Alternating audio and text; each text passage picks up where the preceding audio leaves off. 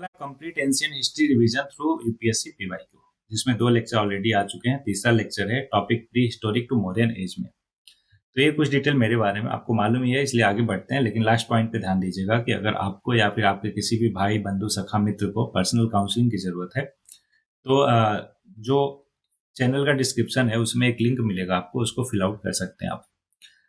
Instruction पहले दूसरे lecture में सेम इंस्ट्रक्शन था, इसलिए आगे बढ़ेंगे। ध्यान रहे क्रेडिट सिस्टम और साइंटिफिक टेम्परामेंट का। और इस वीडियो में आपको मार्क करना है फ्रॉम 1 to 15, है ना। 15 ही क्वेश्चन है, आराम से छोटे छोटे क्वेश्चन है, अच्छे से हो जाएगा। ये देखो पहला क्वेश्चन बोला 2 स्टेटमेंट है, वही एबीसीडी ऑप्शन। समझ रहे हो क्या एबीसीडी क्या, कि ये दोनों सही है, करेक्ट एक्सप्लेनेशन है। बी नहीं, दोनों सही है, करेक्ट एक्सप्लेनेशन नहीं है। सी क्या बोलता है, पहला सही दूसरा गलत। डी क्या बोलता है, पहला गलत दूसरा सही। ठीक है, तो पहला देखो, The Greek travelers were most impressed by the fertility of Indian soil, obvious alluvial soil की वजह से, क्योंकि हमारे यहाँ रिवर्स बहुत ज्यादा है। And the energy and ability of her cultivators, बिल्कुल सही है। Ancient India new the use of the manure, obvious है, ये तो कॉमन सेंस वाली बात है। लेकिन एक बात बताओ, क्या ये इसका करेक्ट एक्सप्लेनेशन हुआ क्या? बोलोगे नहीं सर, क्योंकि दोनों के दोनों अलग अलग स्टेटमेंट है, तो इसका करेक्ट ऑप्शन बी हो जाएगा। बोलो एकदम अच्छे से क्लियर, साबस। पहला ट्रू है, दोनों ट्रू है, लेकिन नॉट करेक्ट एक्सप्लेनेशन है। The fertility of India's soil was due to variety of factors, including the use of manure, but it was also due to climate, topography, and the use of irrigation. Next question आपके सामने, the Harappan site at Kot Diji, मैंने बताया कहाँ पे है, सिंध पाकिस्तान में। Already हमने देख लिया, one of the four runner है, मतलब बहुत ही इंसियंट है, बहुत ही पुराना साइट है। कहाँ का? इंडस वैली सिविलाइजेशन का। Is close to which one of the following major site of the civilization? आपको पता है मोहनजोदारो, इससे लगभग समझो 80-90 किलोमीटर दूर है। समझ रहे हो क्या? तो ये हो गया करेक्ट आंसर। कितना है देखो, 86 kilometre. The two site are both part of the Indus Valley civilization which flourish from about, इतने से इतना पता ही है, लोथल गुजरात में है, कालीबंगन राजस्थान में। Approximate driving distance between Harappan और कोट डीजी कितना है? 610। Next question, the story Ganda Tindu Jataka was written in which language? Hopefully everybody, अगर मेरा प्रोनाउंसिएशन गलत हो तो उसके लिए मैं माफी चाहता हूँ। तो बोला कि किस लैंग्वेज में लिखा गया था, तो करेक्ट जवाब है एवरीबडी, ये पाली लैंग्वेज में लिखा गया था। यहाँ पे देख सकते हैं और कब लिखा गया था कि Ganda Tingu Jataka is one of the Jatakas tales which are stories about the previous life of Buddha. Jatakas क्या होते हैं everybody? Previous life of Buddha के बारे में स्टोरी होते हैं। The Jatka's tales were written in Pali, which is an ancient Indian language. Next, the dialogue on the one between Kang Avantiputta and Kachana, a disciple of Buddha, appear in which of the following Buddhism text? ये everybody मज्जिमा निकाय में, है ना, इसका mention मिलता है। क्या है? बहुत ही फैक्चुअल है, आपको ध्यान में रखना है कि dialogue one between king Avantiputra जो भी था वो सारा कुछ क्या है इसमें। मज्जिमा निकाय के बारे में जानते हैं। कलेक्शन ऑफ 152 सूक्त या फिर डिस्कोर्स है that are attributed to the Buddha. और इंपॉर्टेंट पॉइंट ध्यान में रखना है कि dialogue on the one is significant test in the history of Buddhism because it challenge the traditional way of the caste system. In dialogue king Avantiputra ask Kachchana to explain the origins of the caste system, और Kachchana argue that caste system is not natural or divinely ordained, but is a social construct that has been created by human. The dialogue on the one is एक reminder है जो कि Buddhism does not endorse the caste system. In fact Buddha जो है taught that all people are equal, सब equal हैं regardless of their caste या फिर सोशल स्टेटस। नेक्स्ट क्वेश्चन आपके सामने, इन 10th मंडला, याद कीजिए मैंने समझाया भी था, टोटल 10 मंडल है किसमें? ऋग्वेदा में, जो कि one of the ancient text है।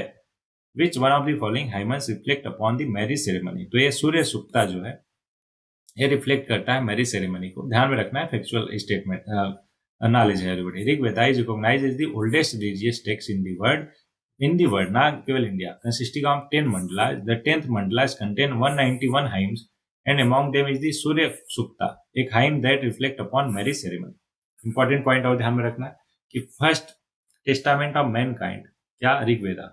और it is believe to have been compose between 1500 से 1200 बीसी के बीच में। It is a comprehensive collection of the ancient scriptures consisting of 10,600 verses और 1028 हाइमन। इतनी सारी चीजें हैं इसमें। टेक्स्ट जो है 10 सेक्शन में डिवाइडेड है, जिसको बुक्स या फिर मंडलाज बोलते हैं। Each mandalas is further divided into smaller hymns known as Sukta. क्या बोलते हैं उसको? Sukta. Which collectively contribute to the rich content of the Rigveda. One system की बात करें तो mention in Rigveda classify individual into 4 different social group या फिर one based on their occupation और social standing. Rigveda contain profound insight into various aspect, जैसे कि origin of the universe, duties, Lord Shiva और लॉर्ड वरुणा, इन सब के बारे में बात करता है क्या Rigveda, and other significant secrets that provide a deeper understanding of Hindu cosmology और थियोलॉजी। पहला स्टेटमेंट। अब नेक्स्ट क्वेश्चन है, एवरीबडी नेक्स्ट क्वेश्चन है, ध्यान रखिएगा। बोला the early Aryan who were essentially pastoral did not develop any political structure which could measure up to a state in either ancient or modern sense, ठीक है। Kingship was the same as tribal chiefship, the term Rajan being used for a tribal chief who was primarily a military leader and who ruled over his people and not any other specific। तो everybody generally की statement है, पहला भी सही है दूसरा सही है, लेकिन क्या ये करेक्ट एक्सप्लेनेशन है कि नहीं, तो जरा इसको ध्यान से पढ़ो और मेरे को बताओ इसका ए होगा या बी होगा। क्वेश्चन नंबर कौन सा है, चलो मैं मेंशन कर देता हूँ, जस्ट मिनट। 226 ऊपर हो गया तो ये ऑब्वियस है क्या होगा, 227। तो इस ये एक काइंड ऑफ प्रैक्टिस भी आपका हो जाएगा। इसका ऑप्शन ए होगा, ऑप्शन बी होगा, आपको एक्सप्लेन कमेंट करके बताना है, ठीक है। चलो इसका एक्सप्लेनेशन आपको पता ही है, बेसिक चीज है, नॉर्मल, तो इसलिए नहीं जाएंगे, आराम से आप चाहो तो पॉज करके पढ़ लेना। इरा question number next, which one of the following statement about the Harappan culture is not correct. ध्यान रहे हड़प्पन कल्चर के बोला कि नॉट करेक्ट, ध्यान रहे not correct. It witness the first cities in the subcontinent, बिल्कुल सही बात है। It marks the first use of script written from the right to left, everybody right to left मतलब इधर से इधर जा रहे हैं लिखते हुए, है ना। और इसको अभी भी डिसाइफर नहीं किया गया है, इसलिए हमें अभी भी हड़प्पन और इंडस वैली सिविलाइजेशन के बारे में बहुत सारी इंफॉर्मेशन नहीं पता। अगला, it marks the earliest known use of iron, नहीं आयरन यूज तो हुआ ही नहीं वहां पे, कब हुआ, वैदिक काल में हुआ, राइट। तो इसलिए सी गलत हो जाएगा, गलत ही हमसे पूछा था, सी हो गया। लेकिन फैक्चुअल क्लैरिटी के लिए डी भी देखेंगे। It marks the earliest known use of stone as a medium for art of sculpturing, एकदम सही है, ठीक है क्या, कॉमन नॉर्मल चीजें हैं क्या, इसलिए आगे बढ़ जाएंगे।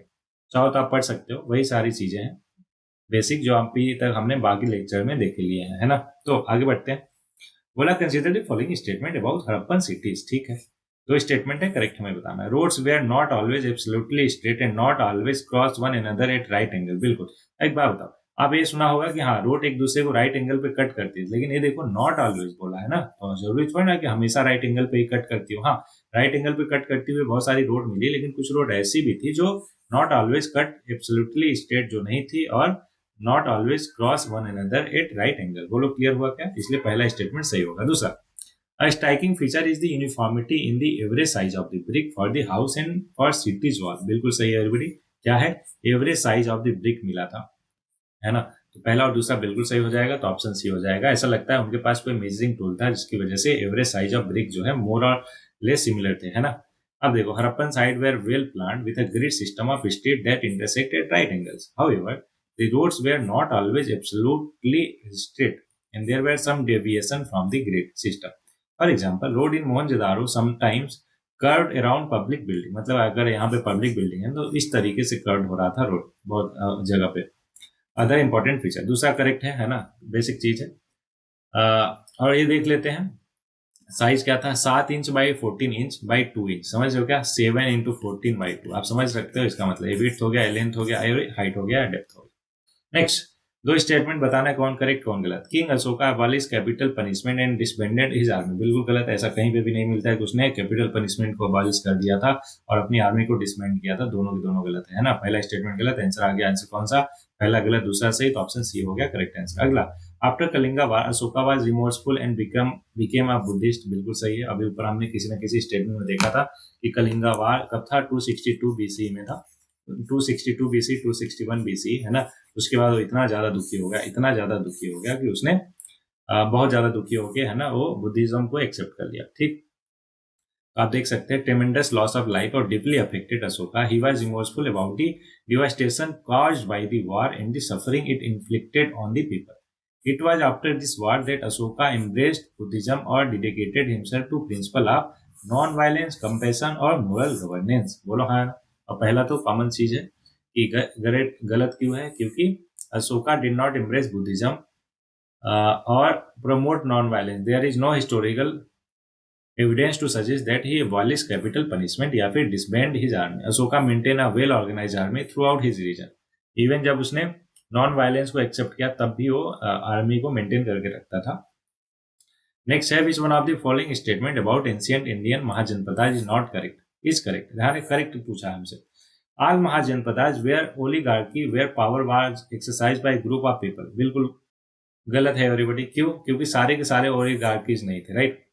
अगला है all mahajanapadas were located in eastern India. नहीं भाई, लोकेटेड ईस्टर्न इंडिया में सारा हो जाएगा। अभी हमने देखा कि through out India, even Afghanistan तक फैला हुआ था।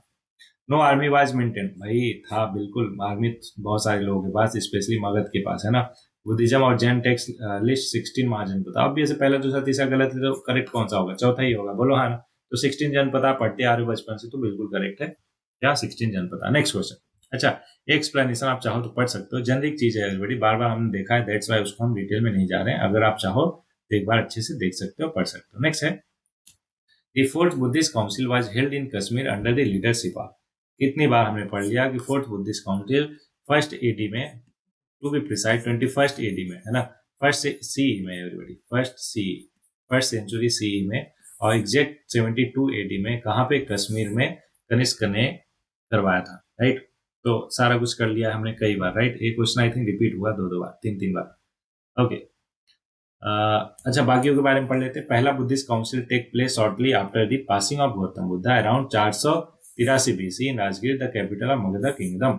सेकंड 383 बीसी में, और थर्ड 250 बीसी कहाँ? पाटलिपुत्र में। ये सारा का सारा कब हुआ था, कहाँ हुआ था, ध्यान होना चाहिए आपको, और मेजर काम वहां पे क्या हुए थे। अगला, which of the following are the most distinctive artifact of the Harappan civilisation. Most distinctive, समझ रहे हो? तो स्टिलाइट सील भी आपको अभी दिखा देता हूं मैं। स्टिटाइट एवरीबॉडी, स्टिटाइट सील। ओके, ये देखो स्टिटाइट सील, इसको क्या बोलते हैं? स्टिटाइट सील। होपफुली आपको क्लियर है। और ये जो है डिस्टिंक्टिव आर्टिफैक्ट था हमारे कहाँ? हड़प्पन सिविलाइजेशन का। तो पहला तो बिल्कुल सही है। दूसरा ब्रिक्स ऑफ स्टैंडर्डाइज रेशियो, अभी देखो याद करो, ऊपर हमने देखा 7:14:2 क्या इंचेस में है। गोल्ड बैंगल नहीं एवरीबॉडी, हमारे यहाँ पे ही नहीं बाकी जगह पे भी मिलता था गोल्ड बैंगल, जैसे कि बाकी जो सिविलाइजेशन उस समय एग्जिस्टेंस में थी, सेम वे में इस सिल्वर स्पिटून मतलब थूकने का, समझिएगा, सिल्वर की चीजें बनी होती थी कप जैसा, उसमें थूकते थे लोग। तो चौथा भी हमारे यहाँ का डिस्टिंक्टिव नहीं है, तो तीसरा चौथा नहीं होगा, पहला दूसरा बिल्कुल होगा। तो ऑप्शन बी जो है करेक्ट हो गया। देखो ध्यान से, archaeologists have discovered thousand of seals usually made of steatite and occasionally of the other material like agate, chert, copper और फियंस और टेराकोटा। ये पहला स्टेटमेंट क्लियर है, दूसरा भी क्लियर है, मैंने समझा ही दिया, पहले भी पढ़ा है हमने, तीसरा और चौथे भी फोकस करते हैं। गोल्ड बैंगल बात करें तो they are found in many ancient civilisation, जैसे Harappan civilisation, Egyptian, Chinese civilisation, हर जगह। So it is not a distinctive feature of the Harappan civilisation. चौथे की बात करें तो silver spittoons are small cup-shaped vessel that were used to spit into. Only a handful of silver spittoon were found in Harappan civilization, and they are all relatively small or simple in design. They were more likely to be found in other culture such as ancient Greek या फिर Romans. हमारे यहाँ का distinctive feature नहीं था। Next, which one of the following is not listed as one of the 16 महाजनपदाज in pre-modern period? देखो, कुरु भी है, वात्स भी है, गंधारा भी है, कलिंगा नहीं है एवरीबॉडी। कलिंगा क्यों नहीं है, ध्यान से समझो। Kalinga was a self governing feudal kingdom था that existed during the ancient time. It encompasses the present day state of Orissa और northern region of Andhra Pradesh. जो उड़ीसा और आंध्र प्रदेश का रीजन है वहां पे था कलिंगा पहले।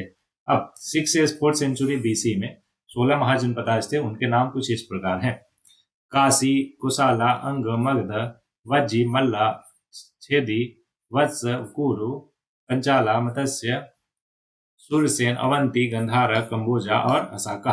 अब ये सारे के सारे कहाँ पे हैं, लोकेशन क्या है, और उनके प्रोमिनेंट राजा कौन थे, पूरा इंपॉर्टेंट नहीं, कुछ इंपॉर्टेंट है, जैसे काशी, कुशाला, अंग, मगध, ये सारी चीजें। और मैंने पूरा लिस्ट पिछले लेक्चर में दिया था आपको, इंपॉर्टेंट पॉइंट के साथ सारा का सारा। होपफुली आपको वो सारी चीजें याद होगा। तो आगे बढ़ते हैं नेक्स्ट क्वेश्चन पे, रहा सामने आपके। Which one of the following are prescribe as the duties of the Vaishya according to the Dharmashastra. Dharmashastra के अनुसार वैश्य का काम क्या क्या है? Studying the Vedas, engaging in trade. कहोगे सर एंगेजिंग इन ट्रेड्स जो कॉमन सेंस वाली बात है, बिल्कुल होगा। और पहला केवल ब्राह्मण का काम होता है तो नहीं होना चाहिए, लेकिन बिल्कुल सही है पहला भी, कि स्टडिंग दी वेदास भी जो है इस पर धर्मशास्त्र वैश्यों के लिए, है ना, अनिवार्य था, मतलब कंपलसरी था। क्या करना? वेदास को पढ़ना और एंगेज इन ट्रेड। तो दोनों के दोनों करेक्ट हो जाएगा, ये देख सकते हो आप। वेदास क्या है? ओल्डेस्ट सेक्रेड टेक्स्ट है इन हिंदुइज्म और कंटेन हाइम्स, रिचुअल्स और philosophical teaching. The Dharmashastra are a collection of ancient Indian text that deal with law, morality और social custom. They prescribe different duties for the four varna. क्या क्या? Social classes of Hindu society, the Vaishya are the third varna and the traditionally associated with agriculture, trade और commerce. The सर मसाज prescribe that the Vaishya should study दी बेटा. क्या? Study करना चाहिए उन्हें. दूसरा भी करेक्ट है. उन्हें इंगेज इन ट्रेड होना चाहिए, मतलब कि ट्रेड में इंगेज होना चाहिए. Is one of the prescribe duties of the west. इसलिए दोनों के दोनों सही है. नेक्स्ट क्वेश्चन आपके सामने. बोला which one of the following statement is correct. दो स्टेटमेंट है करेक्ट बताना है. क्या बताना है? Everybody correct. पहला, Satavahana ruled over part of the western India and the Deccan. सही बात है. द सतवाहना रिपेयर्ड और रिबिल्ड सुदर्शन लेक. ये भी बिल्कुल ठीक है.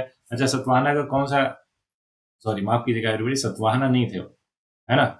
सुदर्शन लेक को रुद्र दमन ने करवाया था और स्कंद गुप्त ने करवाया था. वो मैंने आपको पहले ही किसी में बताया था. कब? 150 एडी में किसने? रुद्र दमन वन ने. और 455 एडी में किसने? स्कंद गुप्त ने. ठीक है. किसको? ये जो हमारा था लेक, सुदर्शन लेक को रिपेयर करवाया था. तो दूसरा स्टेटमेंट गलत है, पहला सही है.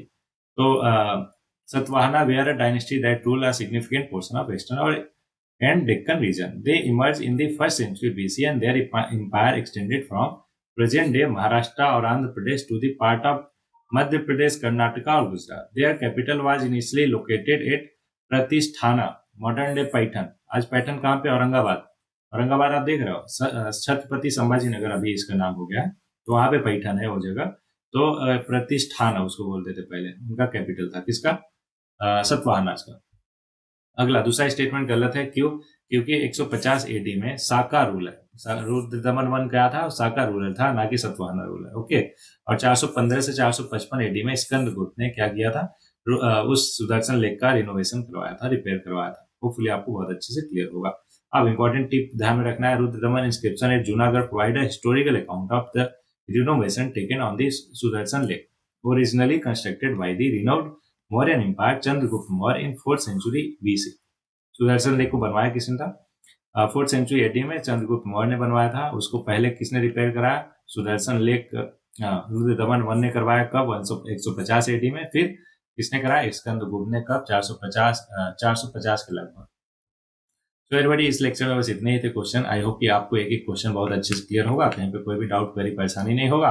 तो जैसा कि लास्ट में 2 लाइन रहती है, तो आज के लिए आपके लिए 2 लाइन है.